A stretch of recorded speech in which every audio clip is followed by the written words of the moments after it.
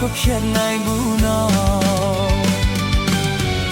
ချစ်နေပါဦးမေကဘာမီဆုံးဝေးတော့ကြမှာစီချစ်ဆုံးရဲ့ယူမချစ်ဖြစ်တဲ့ညနေတရားတိုင်း